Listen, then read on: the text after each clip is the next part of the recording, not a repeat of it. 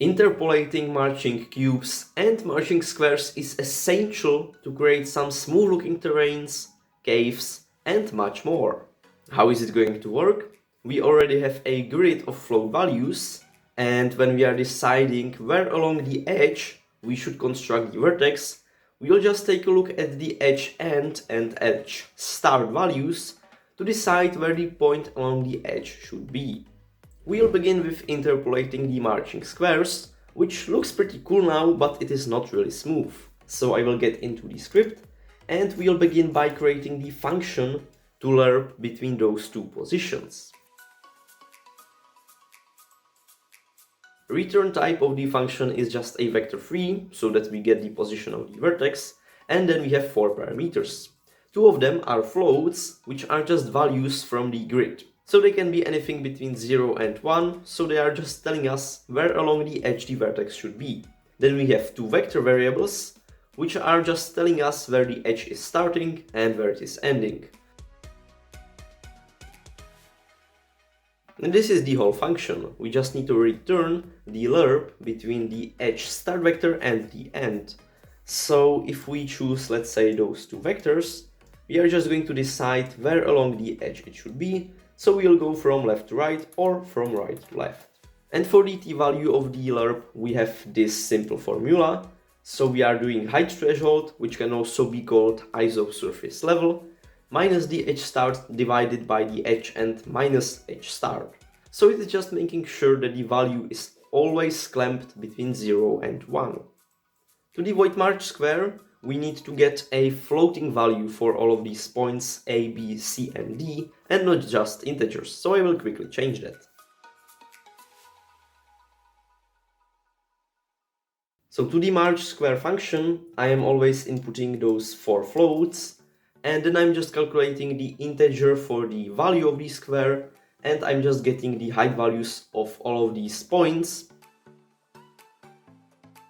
Then we have 4 vector 3s for all of the points of the square. So point A is in the bottom left corner, point B is in the bottom right corner, and so on. And now we can use the lerp function in all of these different cases. So let's take a look at the case 1, which would look like this. So we can see that this value is never going to change. This is still going to be in the same position. But this vertex is going to be moving across the x-axis, and this one is going to be moving across the y-axis, depending on the values that we have in those 2 points.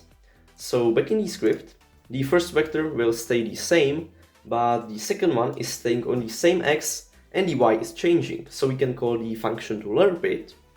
Now we are talking about this point, so it should be going from D to A.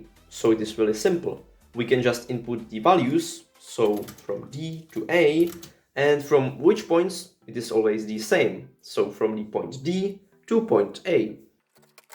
Just like that. And because the function is returning as vector3, which we don't really want, because the x should stay the same and the y should change. So from the vector3 that it returns us, we'll just take the y value, just like that. And for all of the other vectors it will be the same. So when we are moving across the x-axis, the y is always staying the same. We are talking about this point, so we'll move from D to C, and so on. So I have filled in all of the lerp functions for all of the cases. It is not the most effective to do it that manually, but I think that it is easier to understand it than using some fancy algorithm. You will also have the code in the description, and now we'll check how it looks. And this looks really nice. So we are still using the marching squares algorithm, but we are just interpolating it to make sure that everything is smooth. I can also change the noise resolution, and as I make it smaller, we can see that it is still looking great. Everything is smooth. So like this, you could create some decent looking caves for your game, and you can also make it editable. I have added a function with which we can just draw and edit the caves, which you can see looks really nice. It is all smooth, even though I have just the size of 20, so the resolution is not that great, but we could always scale it up, and as I'm drawing, everything is smoothing out correctly. So you could make some nice cave exploring and building game. And here you have the draw function if you want to take a look at it. It is pretty simple. We are just checking if we are pressing the left or right mouse button, and then I'm getting the mouse position using the camera.main.screen to vert point, and so on. It is already simple. And now we'll get to the marching cubes algorithm and we'll make it look a lot smoother. So I will again go to the script, and we'll need to go to the part where we are deciding where the vertex should be placed. So for me, it is in the void march cube, but again, the principle is all the same. So the vertex should not be lying in the middle of the edge start and edge end. Instead, we want to use vector3.lerp again. So we are lerping between the edge start and the edge end.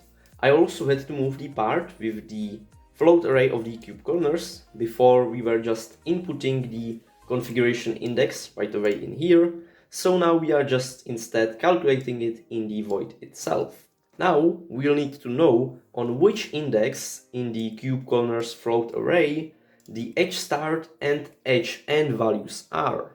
So I will create function into which we'll input position of the edge. So this is in the marching table here, and it will output as the index of the corner in the cube corners array.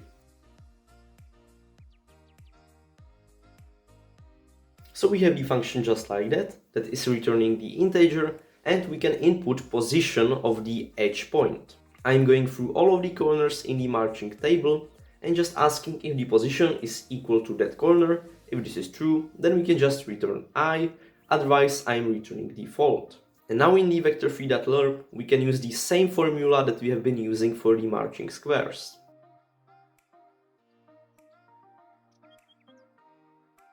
I know this looks a bit crazy, but it is still the same formula. So we are having the height threshold, which is also being called the isosurface value. From this, we are subtracting value that is in the edge start point. So we are getting it from the cube corners array at the index, which we need to get from the function get edge and vertex, which we have just created, and to it the position is just the position of the edge start point. And we are dividing this by the edge end, which is on the index of 1, minus the edge start, which is on the index of 0. But before we get to testing the interpolation, I will just quickly implement some 3D noise, so I would suggest you that you download the simple 3D noise package on Asset Store, which is for free.